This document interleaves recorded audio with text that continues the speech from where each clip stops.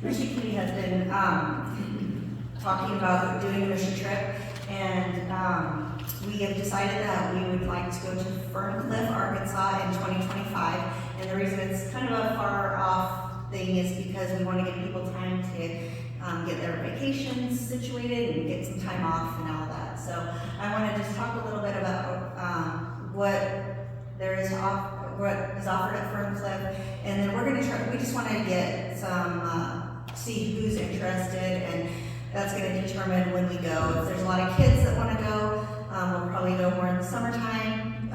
If it's just adults, we may go maybe in the fall or sometime when it's not quite as hot. So let me just tell you a little bit about Ferncliff. Like I said, it's in Arkansas. I think it's near Little Rock. They have a retreat house where they have lodging for up to 25 people, and you do your own meals in the house. So we're looking for people who maybe want to help, even just help with meals and that kind of thing. There's no limits provided, but you can get extra ones for $8.50 per person. In the house, you can see the picture of it. There's 5 bedrooms, 3 full baths, and a half bath. Actually, if you go to the next slide, you can kind of see some pictures of some of the rooms and what it looks like there. So it looks pretty nice, I think. So there's a couple of different options that we can do, and the first one is called the Ferncliff Experience. So they have lodging from 25 to up to 25 in the retreat house. You do your own meals with this one. You are actually doing 4 mornings and 1 afternoon of service at Ferncliff. Included, and I'll talk a little bit more about what that looks like in a minute.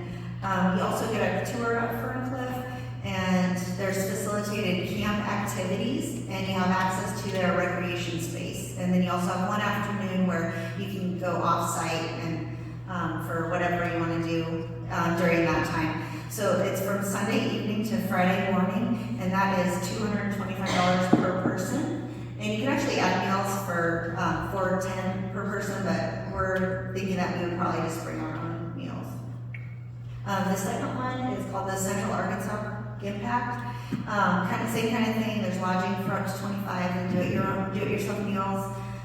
Then you would do 1 morning and 1 afternoon of service right there at Ferncliff, and then you would have 3 days to do off-site service opportunities. So the hard thing about this is your group has to find these opportunities yourself. So that's why we're kind of leaning towards the Ferncliff Experience, because they already have the activities already set up for you. That one is a little bit cheaper, $135 per person. A couple of things, if you want to participate, you have to be 12 years or older. Older adults are welcome. There's plenty of things for everybody to do, and they take groups of between 10 to 25 people. So their minimum is 10. So we need at least 10 people to participate at Ferncliff. So what kind of work do they do?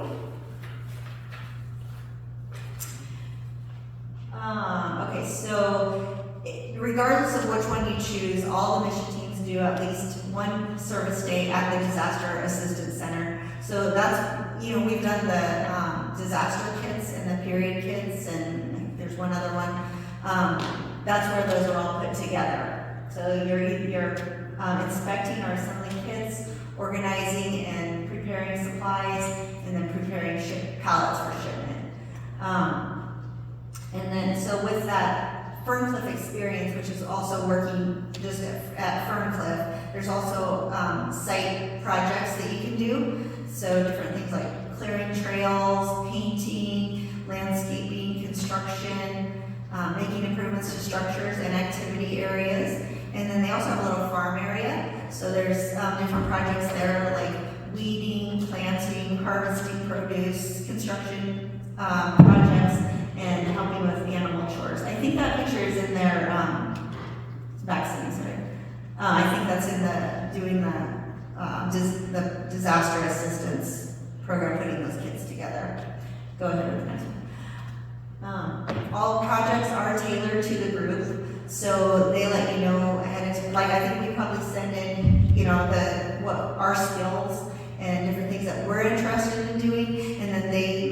up with different projects.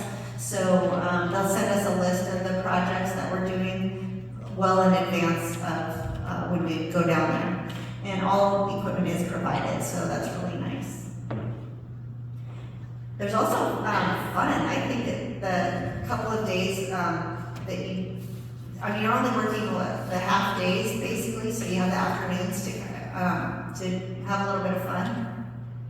So the Ferncliff experience also gives 1 to 2 activities that are facilitated by them. So possibilities are like boating, hiking, archery, or low ropes.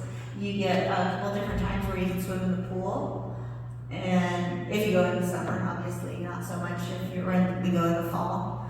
They also have a disc golf course, creek for fishing, hammocks, fire pit, and field space for games and sports.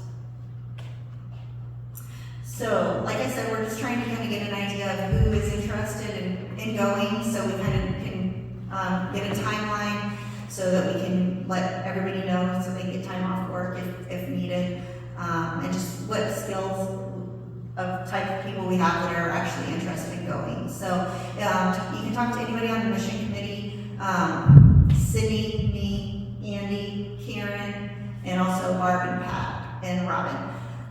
So if any of us can answer questions for you, and once we kind of know what's going on a little bit more, we can answer some questions. Does anybody have any questions right now? Yeah. I would point out that a lot of that funding will come through the mission committee and what we have done in the past. So it's not like anybody that wants to go will be paying that full amount. Right. The taco night, different things that we do through the mission committee. We have quite a little nest egg there for us to work with. So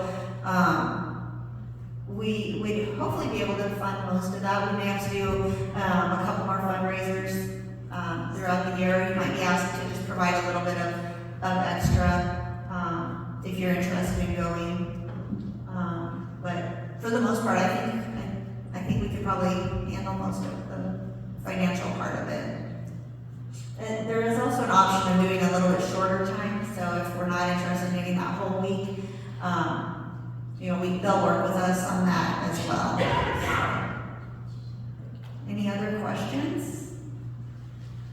All right, so since we're not doing anything this year, Andy's going to talk to us a little bit about possible 1 to 2 day thing at Calvin Crest.